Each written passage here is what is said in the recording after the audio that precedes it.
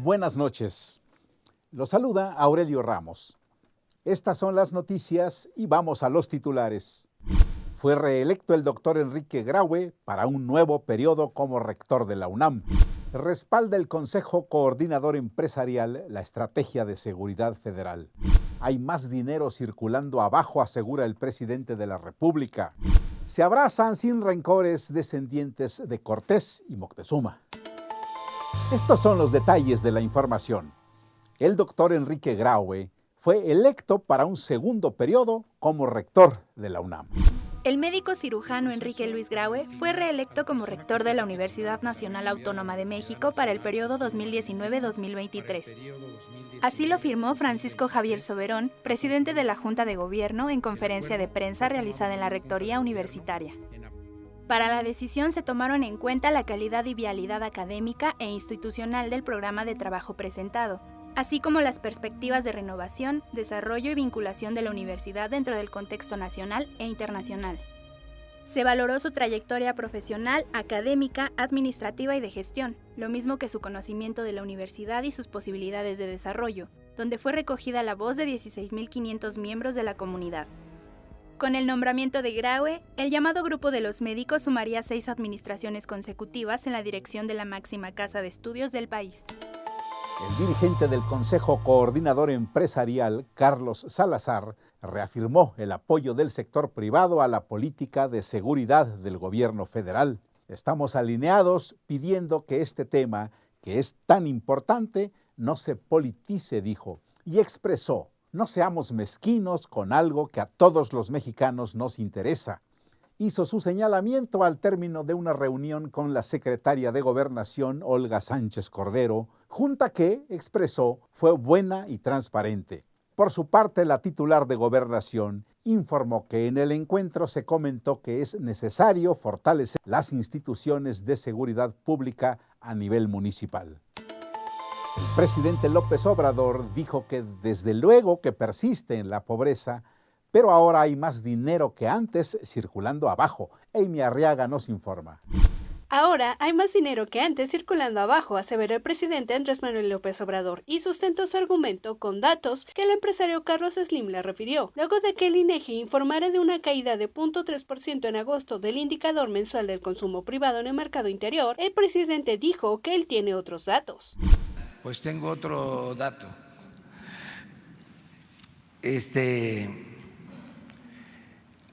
Abajo, el pueblo tiene,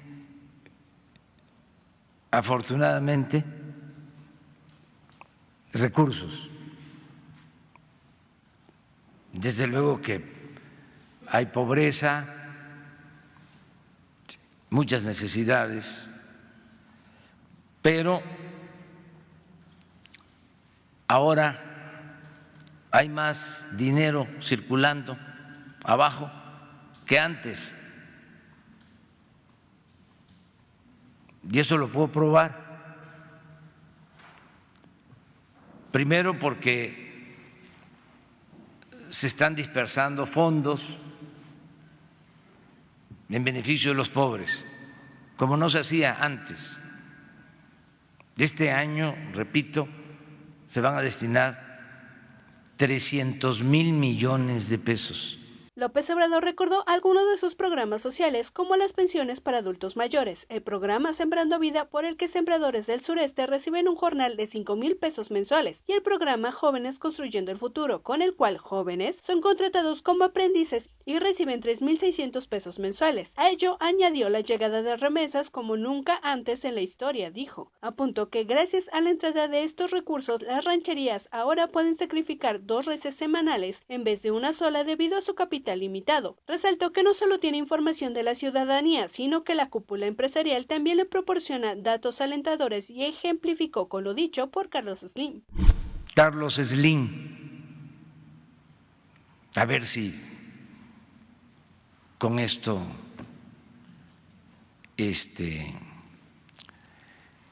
resulta suficiente para los expertos. Me dice que se está incrementando el consumo de los que usan el teléfono más barato, más sencillo. El mandatario destacó que el propio INEGI indicó que por 5 meses se ha mantenido la inflación a la baja y dentro del pronóstico del Banco de México, lo cual podría alentar a Banxico a reducir las tasas de interés. Señaló la importancia de no tener inflación o depreciación del peso, así como la creación de empleos y el aumento del salario. A pregunta expresa de Crónica, López Obrador descartó remover de su cargo a Alfonso Durazo, secretario de Seguridad, porque dijo que la principal fortaleza de él y el resto de su gabinete es la transparencia. Para Crónica TV, Amy Arriaga. Un abrazo singular tuvo lugar en el centro histórico de la Ciudad de México. Ocurrió entre un descendiente de Hernán Cortés y uno de Moctezuma. Reina Paz nos informa. México es mi familia. Te quiero pedir perdón por todo lo malo que pasó con nuestros ancestros y por la guerra. Debemos dejar el pasado en donde debe de estar, en el pasado, dijo Ascanio Piñatelli, descendiente de Hernán Cortés, a Federico Acosta, descendiente del Tlatoani Moctezuma II, antes de que ambos se abrazaran para demostrar a México que no existe rencor por uno de los periodos históricos más complejos del país, el arribo de los españoles hace 500 años. Los herederos de dos grandes imperios durante el siglo XVI, que ayer se reunieron en el Museo de la Ciudad de México, comentaron que pertenecen a la 16ª generación, que junto con otros herederos conservan títulos nobiliarios en España, y tras el fervor de los asistentes, accedieron a tomarse selfies, dar autógrafos e incluso compartir su secuencia genómica, ya que se anunció que previo al abrazo, ambos se sometieron a una prueba de ADN, misma que será descifrada en 2 meses. En su participación, Federico Acosta, descendiente de Moctezuma II, dijo que en lo personal no cree necesario que los españoles deban pedir perdón.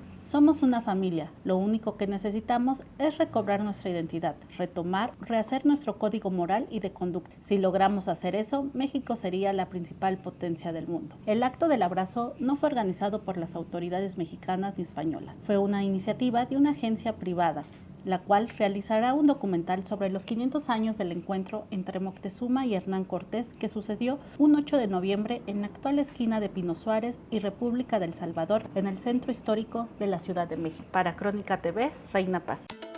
Saludamos a Stephanie Castañeda, quien tiene más información. Adelante, Stephanie. Muchas gracias, Aurelio, pero antes de pasar a la información, vamos con el comentario de Carlos Matute. En mi crónica de esta semana abordo el tema de las peras, las manzanas y los golpes de Estado.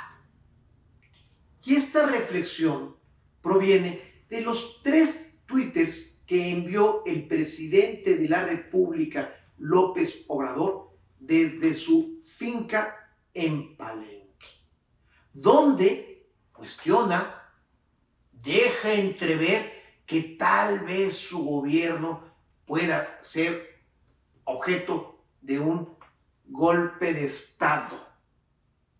Creo yo que confundiendo peras con manzanas. ¿Por qué?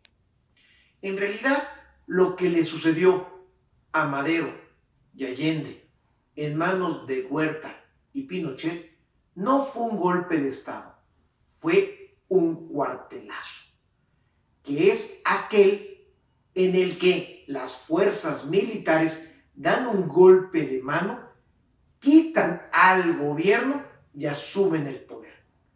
En cambio, el golpe de Estado al que se refería el presidente es aquel en el que un poder se impone a los otros 2.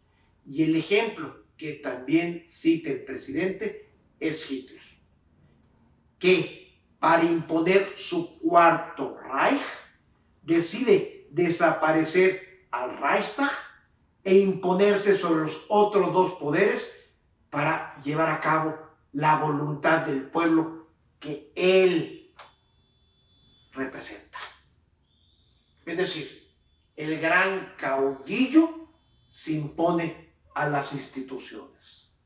Y entonces esto es lo que genera una reacción sobre reacción de la opinión pública. Una parte apoyándolo porque ven desde la prensa una amenaza al gobierno y otros simplemente extrañándose por el sobredimensionamiento de lo que está pasando. En realidad, aquí hay que preguntarnos, ¿el presidente está previendo un cuartelazo o promoviendo un proyecto político en el que el presidente se impone a los otros poderes? Los invito a leer mi artículo de esta semana. Soy Carlos Matute. Por lo menos 14 trenes de carga estuvieron varados en Michoacán durante 5 días, debido a bloqueos de vías por normalistas que exigen 1000 plazas laborales. Estos son egresados de la Normal Rural Vasco de Quiroga y de la Normal de Arteaga. Obstruyen con piedras, palos y carpas 3 puntos del estado. A decir de dirigentes del sector privado, los bloqueos causaron pérdidas por 250 millones de pesos. La secretaria de Gobernación, Olga Sánchez Cordero, ofreció diálogo a los normalistas siempre y cuando despejaran las vías, lo cual hicieron de inmediato. La Marina construye embarcaciones para limpiar de sargazo el Caribe. Siendo la primera de su tipo que se utilizará para la recolección de sargazo, concluyó la fabricación de la embarcación llamada Fluitans, que fue hecha en el astillero de Marina de la Tercera Zona Naval de Coatzacoalcos, en el estado mexicano de Veracruz. Es la importancia estratégica que tiene el puerto de Coatzacoalcos para poder hacer esta aportación, aunado a la experiencia del personal, soldadores certificados, ingenieros. El espacio realmente permite la construcción, la facilidad de este tipo de embarcaciones. 42 marinos tardaron 4 meses para construir este buque de 15 metros de largo, casi 6 metros de ancho y que puede llegar a los 8 nudos de velocidad y recolectar hasta 20 toneladas por viaje. El navío costero tiene más ventajas que las embarcaciones que se usan actualmente, porque tiene mayor capacidad de recolección y solo requiere 4 personas para su funcionamiento. Una vez ya posicionado donde va a trabajar, se accionan o se activan las 3 bandas de recolección que tiene a bordo, las cuales tienen una unidad de potencia instalada para su operación. Una vez que ya está recolectando, simplemente el producto se va mandando a la tolva, ¿no?, que tiene a bordo. Ahorita la vamos a ver en la demostración, y por medio de costales o sacos se va a recolectar o a guardar, y con la grúa lo vamos a poner fuera de la embarcación, ¿no?, a su destino final. Después de unas pruebas, en 2 semanas será trasladada vía terrestre hacia el Caribe, mientras que en este astillero continúan con la construcción de 3 embarcaciones más de este tipo, que se tiene programado finalizarlas en diciembre. El costo aproximado de cada embarcación, conocida como sargacera, es de 10 millones de pesos y podrían construirse más, debido al interés de empresarios por adquirirlas. De igual manera, existe la posibilidad de que este tipo de navíos también se utilicen para combatir los lirios que hay en los afluentes del estado de Veracruz. 2 personas murieron al desplomarse una aeronave en Temisco, Morelos. 2 personas murieron al desplomarse una avioneta tipo Cessna de la Escuela de Vuelo Vitar en el Aeropuerto Internacional General Mariano Matamoros. De acuerdo con la Coordinación Estatal de Protección Civil Morelos, alrededor de las 8:48 horas fue recibida una llamada al número de emergencia 911, en la cual reportaron un accidente aéreo cerca del aeropuerto. Elementos de protección civil arribaron a la avenida Aeropuerto, en donde encontraron una aeronave marca Cessna 167 de color blanco que realizaba prácticas de vuelo. Al lugar llegó posteriormente personal de la Comisión Estatal de Seguridad Pública, de Aeronáutica Civil, de la Guardia Nacional, Policía Federal, bomberos del municipio de Temixco, Escuadrón de Rescate y Urgencias Médicas y de la Coordinación Estatal de Protección Civil Morelos. Por su parte, elementos de seguridad pública acordonaron la zona mientras arribaron elementos de la Fiscalía del Estado para realizar el levantamiento de los cuerpos. Un autobús de pasajeros y 2 camiones recolectores de basura fueron incendiados en Guerrero. sobre la carretera federal Acapulco-Zihuatanejo, a la altura de la comunidad de Palos Blancos del municipio de Petatlán. En medios policíacos se dijo que la quema de vehículos fue realizada por integrantes de la denominada Guardia Guerrerense, que dirige Oliver Coria, el ruso. Viajaban en varias camionetas y en el caso del autobús, bajaron a los pasajeros, le echaron gasolina, le prendieron fuego y en Ciudad Juárez, 2 vehículos más fueron incendiados. Ya suman 23 los incendiados en 3 días. Ataja Trump la versión china sobre visos de fin de guerra comercial de su país con el gigante asiático. Todavía no hay acuerdo con China para la retirada de aranceles. Así lo dijo este viernes el presidente estadounidense Donald Trump. Well, they'd like to have a rollback. I haven't agreed to anything. China would like to get somewhat of a rollback, not a complete rollback, because they know I won't do it. Sus palabras contradicen el anuncio que hizo el jueves el Ministerio de Comercio chino, que sí hablaba de un acuerdo con Washington. Según el lado chino, el pacto tendría como objetivo la cancelación por fases de los aranceles que ambas partes se han ido imponiendo desde marzo de 2018. El repliegue de esos aranceles comerciales formaba, según fuentes consultadas por EFE, parte de la fase 1 del acuerdo. Aún no se conocen propuestas concretas del mismo y está siendo redactado todavía por los equipos negociadores de Washington y Pekín. Por ahora se mantiene en vigor una nueva subida de aranceles prevista para el 15 de diciembre y que afectaría a importaciones chinas por valor de 156.000 millones de dólares. El gobierno chino ha exigido que se cancele esa nueva ronda como parte de las conversaciones, pero de momento Washington se ha resistido a dar su brazo a torcer. De producirse esa nueva tanda impactaría en la venta de teléfonos y ordenadores y además cubriría prácticamente el total de los intercambios comerciales entre los dos países. Trump insistió este viernes, no obstante, en su intención de reunirse con su homólogo chino, Xi Jinping, para firmar un acuerdo que ponga fin a la guerra comercial. Ahora vamos con el comentario de Rafael Cardona.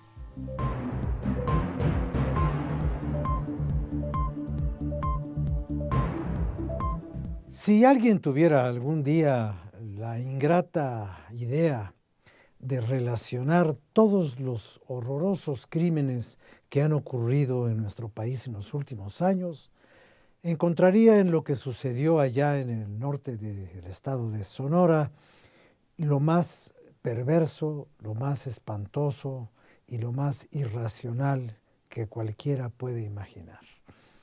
El asesinato y la incineración dentro de una camioneta de niños y bebés y mujeres ya sobrepasa cualquier límite de crueldad y de sevicia.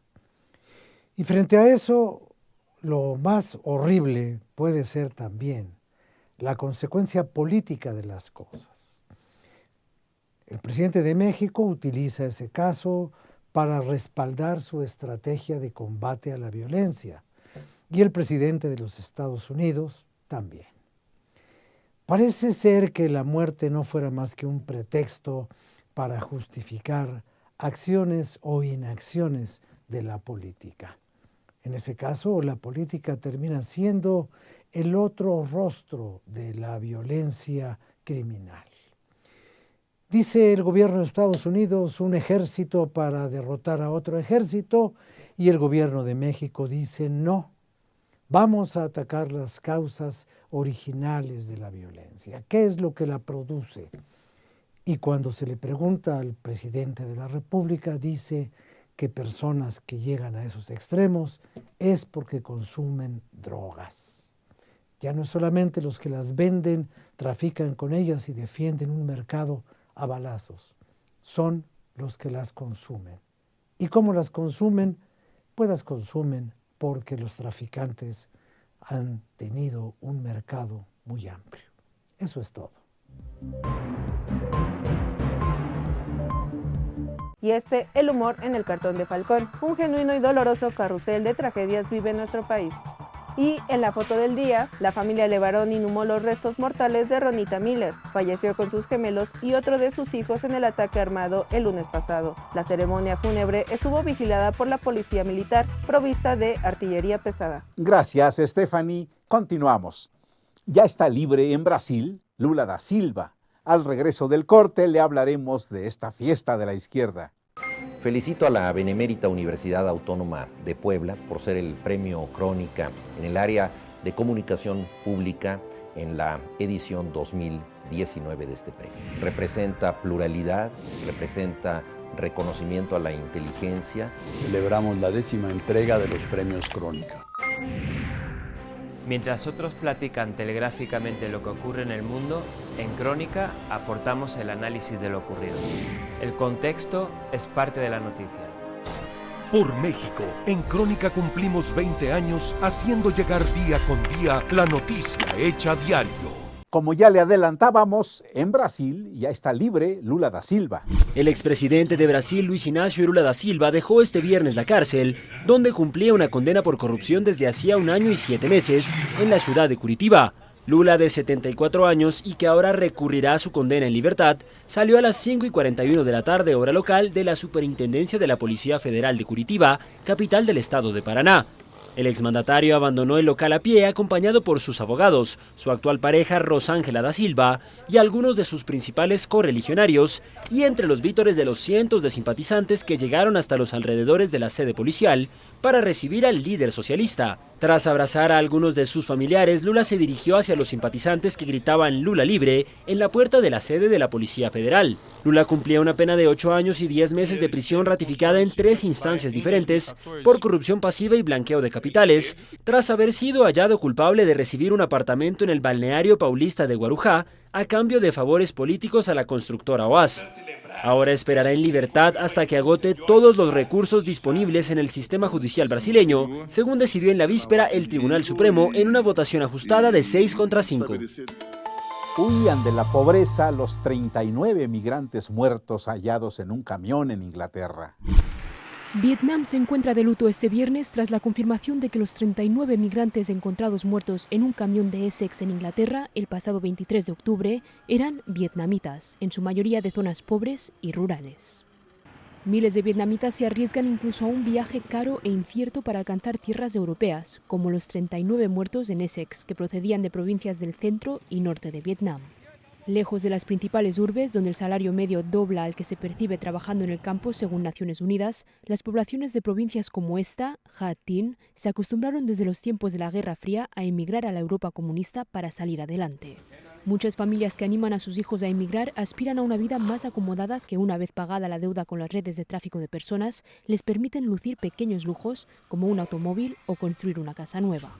La madre de una de las víctimas del camión de Essex lamenta todo el dinero que tuvo que pedir prestado al banco y de que ahora, sin la ayuda de su hijo, no sabe cómo devolverá la deuda.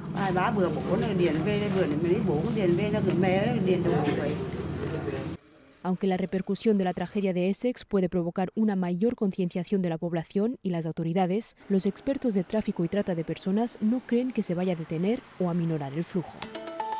Ramón López Velarde logró publicar un poemario antes de morir. De él nos habla ahora Trazos y Renglones.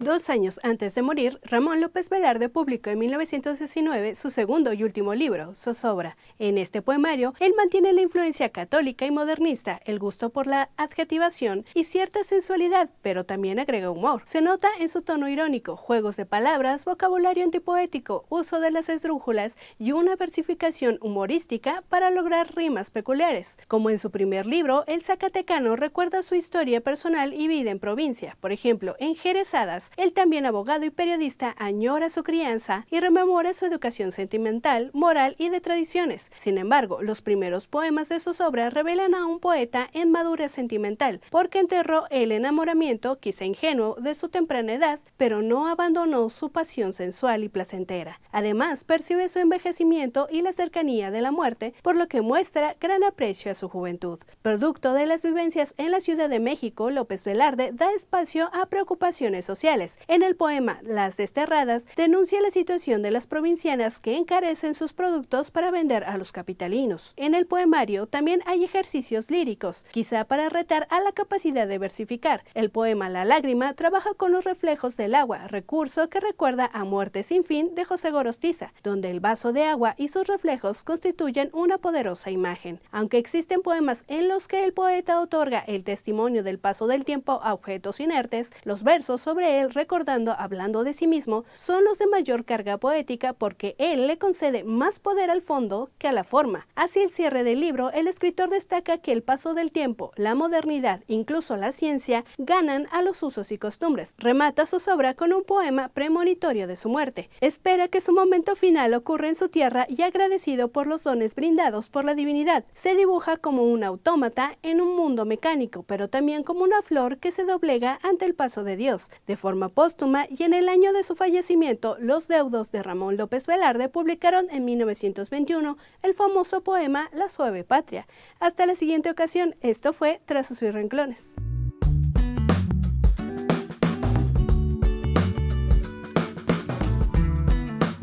Dinosaurios invaden el Parque Bicentenario en la Ciudad de México. Reviven los dinosaurios en Ciudad de México. Figuras animatrónicas de tamaño casi real, con movimiento y sonido, se presentan en Discovery, Tour Jurásico, en una reserva de 40 dinosaurios y fósiles. En el Parque Bicentenario, un escenario natural que recrea la vida de hace millones de años. El dinosaurio que está ahí adentro, porque sí parece muy verdadero, y otro que está acá afuera, y porque hacen mucho sonido y ruido y se mueven muy padre. Al ingresar a la estancia, un Deinonychus, que significa garra terrible, da la bienvenida a las familias. Ese animal de 3.4 metros de largo se caracterizaba por desangrar a sus presas con sus garras.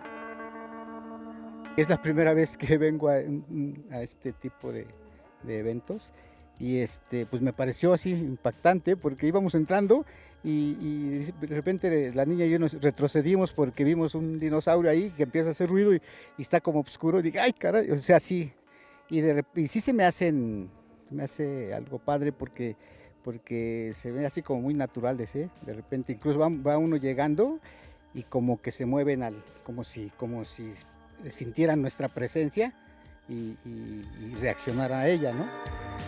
La realidad aumentada hace de esta visita toda una experiencia divertida. El Allosaurus podía dislocar su mandíbula inferior para poder abrir más la boca y comer grandes trozos de carne. Conocidos por su presencia en la saga Parque Jurásico, dinosaurios con ornamenta, como los Triceratops, llaman mucho la atención al público. Así también las aletas en la cabeza de un Dilophosaurus, o lagarto con 2 crestas, cuyas aletas fungían de atractivo sexual. Por ahí asoma un Ankylosaurus, o lagarto fundido. Una amplia gama de ejemplares invita a grandes y chicos a adentrarse en ese mundo ya extinto y disfrutar la aventura. Llegamos al final. Gracias, síganos en nuestras redes sociales y en nuestra página www.cronica.com.mx. Un saludo a quienes nos escriben a nuestras plataformas. Hasta el lunes a las 21:30. Soy Aurelio Ramos. Muy buenas noches.